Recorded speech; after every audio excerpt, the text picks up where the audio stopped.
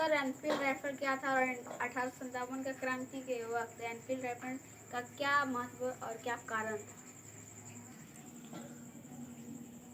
1857 की क्रांति में एक बहुत ही कारगर था बैरकपुर छावनी से, जिसमें कि था, और बैरकपुर छावनी से एक सिपाही हुआ करते थे जिससे कि सूबेदार हुआ करता था।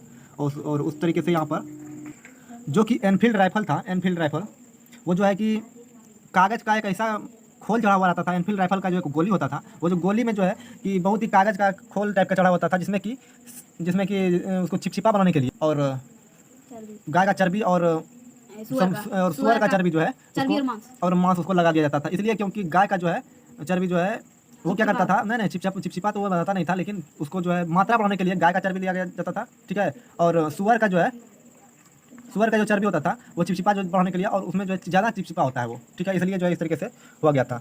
और 1857 की क्रांति जो एनफील्ड राइफल थी, इनफील्ड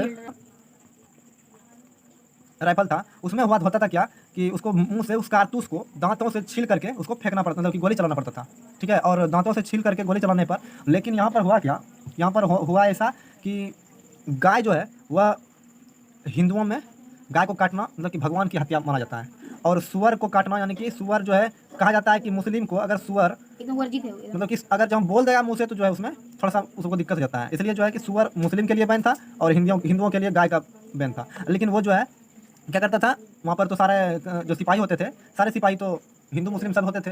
इसलिए जो है कि उसमें यही सिपाही लोग जो है मुँह से कारतूस को छील करके फिर एनफील्ड राइफल में उस गोली को लोड करने के बाद फिर चलाना पड़ता था।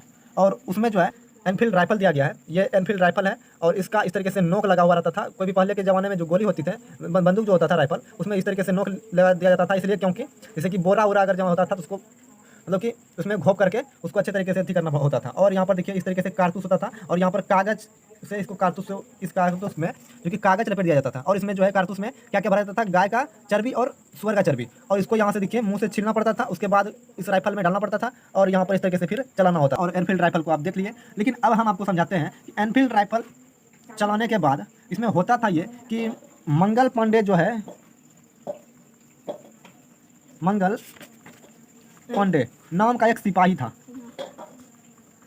जो दिया गया है मंगल पांडे का। इस एनफील्ड राइफल के बारे में मंगल पांडे को अच्छे तरह से थोड़ा मतलब कि भनक होता है, वो भनक इसको पहुंच गया। जैसे कि जहां पर एनफील्ड राइफल बनाया जाता था वहां पर इस सेना के एक जवान उस फैक्ट्री में पहुंच गया। अब फैक्ट्री में पहुंच जाने के बाद फिर जो हुआ कि फिर वो देख लिया कि यहाँ पर गाय मरा पड़ा है और यहाँ पर सुअर मरा पड़ा है, तो इसका होता क्या है, जबकि यहाँ पर यही कारतूस बनाया जा रहा है और यहाँ पर यही गोली जो होता है, इसी गोली में कारतूस को लगा दिया जाता है। इस तरीके से वो जवान वहाँ पर देख लिया। देख लेने के बाद फिर वहाँ से आकर के और यहाँ पर सबको पता चल गया कि गाय जो है हम हिंदुओं के लिए मतलब कि बहुत ही काटना बहुत ही मतलब कि माता का हत्या करना हो जाता है, और सुअर जो है वो सबको मुस्लिम के लिए बैन है। इस तरीके से आप देख सकते हैं। तो यहाँ पर मंगल पांडे ने से मेन जो होता है जैसे कि सूबेदार होता है, उस सूबेदार के पद पर यहाँ पर थे। और कौन से छावनी से थे, बैरकपुर छावनी से, बैरकपुर छावनी के ये जवान थे, जिसमें कि इसका जो बटालियन था वो था, ये जो बटालियन से थे मंगल पांडे वो 34वां नेवी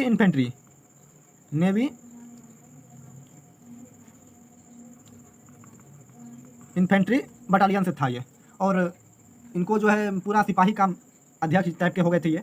और ये पंडित जी थे, जानवे करते हैं आप, यहाँ पर पांडे लिखा गया है तो पंडित जी होंगे। और यहाँ पर हुआ क्या, मंगल पांडे जो था पांडे था, और यह पंडित जी होने के कारण गाय का मांस मतलब कि धर्म का हो गया, उसका धर्म का बात आ जाता है यहाँ पर, मतलब इसका धर्म भ्रष्ट हो गया समझिए। और ये बोला कि हमारा धर्म भ्रष्ट कर दिया। और उस समय में ब्रिटिश गवर्नमेंट का जो था अध्यक्ष, ब्रिटिश गवर्नमेंट का अध्यक्ष मेन मालिक मतलब उस समय का गवर्नर जो जनरल था लॉर्ड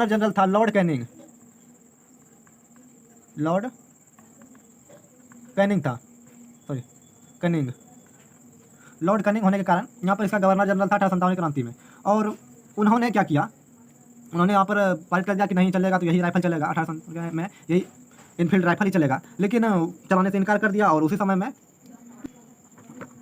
तो मंगल पांडे ने क्या किया, मंगल पांडे ने उस राइफल लेने से इनकार कर दिया और बोला कि जब हमारा धर्म भ्रष्ट हो गया है, अब हमारा छुआ हुआ प्रसाद कोई नहीं खाएगा, इसलिए जो है कि अब हम क्या करें। तो ये बोला कि ठीक है, जब ऐसा हुआ तो अब उसका जो है मेन सिपाही था जो कि इसका दबाव डालने पर उनके अफसर को मंगल पांडे ने उसी समय में गोली मार दिया। इसे यही एनफील्ड राइफल से उन दोनों को समाप्त कर दिया।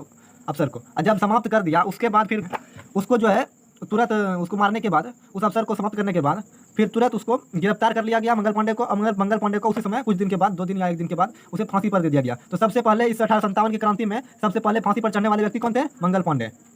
उसके बाद और उसके बाद फिर जो है 1857 की विद्रोह स्टार्ट हो गया, सॉरी 1857 का विद्रोह स्टार्ट हो गया। तब